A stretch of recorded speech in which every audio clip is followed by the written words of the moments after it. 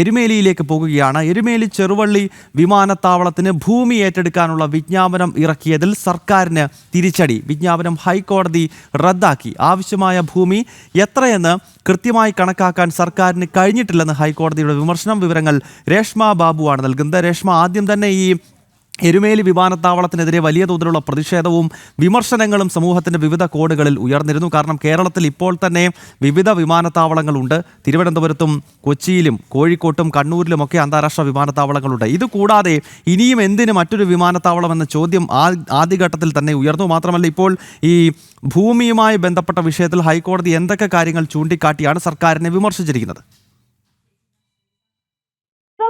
ചെറുവള്ളി വിമാനത്താവളത്തിന് വേണ്ടിയിട്ട് ഭൂമി ഏറ്റെടുക്കുന്നതിന് വേണ്ടി വിജ്ഞാപനം ഇറക്കിയത് 2022 ഡിസംബർ 30-നാണ്. ആ വിജ്ഞാപനമാണ് ഇപ്പോൾ ഹൈക്കോടതി റദ്ദാക്കിയിരിക്കുന്നത്. പ്രധാനമായിട്ടും കൃത്യമായി സാമൂഹിക ആഘാത പഠനം ഉൾപ്പെടെ നടത്താതെയാണ് സംസ്ഥാന സർക്കാർ ഇത്തരമൊരു ഭൂമി ഏറ്റെടുക്കുന്നതിന് വേണ്ടി വിജ്ഞാപനം ഇറക്കിയതെന്നാണ് ഹൈക്കോടതിയുടെ കുറ്റപ്പെടുത്തൽ. അത് മാത്രമല്ല, ഈ വിമാനത്താവള പദ്ധതിക്ക് ആവശ്യമായ ഏറ്റവും കുറഞ്ഞ ഭൂമി എത്രയാണെന്നുള്ള ചോദ്യത്തിന് സംസ്ഥാന സർക്കാരിന് മറുപടി ഉണ്ടായില്ല.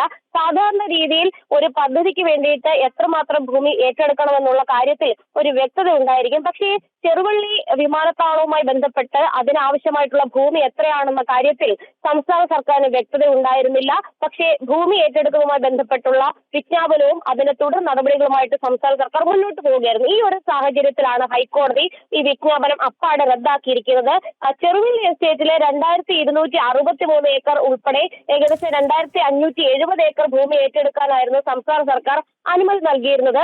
പക്ഷേ ഇത്രയധികം ഭൂമി ആവശ്യമാണോ എന്നുള്ള ഒരു ചോദ്യം ഉയർന്നിരുന്നു. അത് മാത്രമല്ല, വിദഗ്ധരടങ്ങിയ ഒരു പാനൽ ഇക്കാര്യത്തിൽ ഉണ്ടായിരുന്നില്ല. സാധാരണ രീതിയിൽ ഒരു പദ്ധതിക്ക് സാങ്കേതികപരമായിട്ടും അല്ലാതെയും വിദഗ്ധരുടെ ഒരു പാനൽ ഉണ്ടാകണം. പക്ഷേ ഈ വിമാനത്താവള പദ്ധതിയുമായി ബന്ധപ്പെട്ട് അത്തരത്തിൽ വിദഗ്ധരുടെ ഒരു കുറവ് ഹൈക്കോടതി രേഖപ്പെടുത്തിയിട്ടുണ്ട്. അത് മാത്രമല്ല, ഇക്കാര്യത്തിൽ ഒരു കൃത്യമായിട്ടുള്ള ഒരു അവലോകനം സംസ്ഥാന സർക്കാരിന്റെ ഭാഗത്തുനിന്നും ഉണ്ടായില്ല. പകരം ഒരു വിമാനത്താവള പദ്ധതിക്ക് വേണ്ടിയിട്ട് ഭൂമി ഏറ്റെടുക്കലും അതിന്റെ അനുബന്ധ നടപടികളിലേക്കും സംസ്ഥാന സർക്കാർ കടക്കുകയായിരുന്നു. അതുകൊണ്ടാണ് ഹൈക്കോടതി ഈ വിജ്ഞാപനം ഒന്നാകെ റദ്ദാക്കിയിരിക്കുന്നത്. അതോടൊപ്പം തന്നെ പുതിയ രീതിയിൽ ഈ സാമൂഹ്യ ആഘാത പഠനം നടത്തണമെന്നുള്ള ഒരു നിർദ്ദേശവും ഹൈക്കോടതി നടത്തിയിട്ടുണ്ട്. അങ്ങനെ നടത്തിയതിനു ശേഷം എത്ര ഭൂമി വേണമെന്നും അതിലൊരു കൃത്യമായിട്ടുള്ള വ്യക്തത വരുത്തിയ ശേഷം തുടർ നടപടികൾ സംസ്ഥാന സർക്കാരിന് സ്വീകരിക്കാൻ സാധിക്കും. നേരത്തെ അയന ചാരിറ്റബിൾ ട്രസ്റ്റ് ആണ് ഇപ്പോൾ ഹൈക്കോടതിയെ സമീപിച്ചുകൊണ്ട് അനുകൂല ഉത്തരവ് നേടിയെടുത്തത്.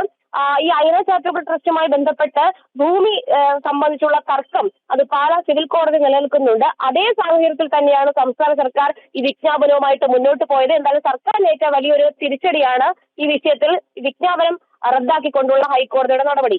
രശ്മ, എന്തായാലും വളരെ നിർണായകമായ ഒരു നീക്കമാണ് ഹൈക്കോടതിയുടെ ഭാഗത്ത് നിന്ന് ഉണ്ടാകുന്നത്. നേരത്തെ തന്നെ പല കാരണങ്ങളാൽ വിവാദത്തിൽപ്പെട്ട ഒരു പദ്ധതിയാണ് എരുമേലി അന്താരാഷ്ട്ര വിമാനത്താവള പദ്ധതി എന്നുള്ളത്. ഇപ്പോൾ അതിനുള്ള ഭൂമിയുമായി ബന്ധപ്പെട്ടുള്ള വിജ്ഞാപനം ഹൈക്കോടതി റദ്ദാക്കിയിരിക്കുകയാണ്. എത്ര ഭൂമിയാണ് ഈ നിർദ്ദിഷ്ട വിമാനത്താവളത്തിന് വേണ്ടത് എന്ന കാര്യത്തിൽ ഒരു വ്യക്തത വരുത്താൻ സർക്കാർ തയ്യാറാകണമെങ്കിൽ മാത്രമേ ഈ പദ്ധതിക്ക് അനുമതി നൽകാനാകൂ എന്ന നിലപാടോടുകൂടിയാണ് ഇത്തരത്തിലൊരു നീക്കം കേരള ഹൈക്കോടതിയുടെ ഭാഗത്ത് നിന്നുണ്ടായിരിക്കുന്നത്. രേഷ്മ ബാബുവാണ് വാർത്തയുടെ വിശദാംശങ്ങൾ നൽകിയത്.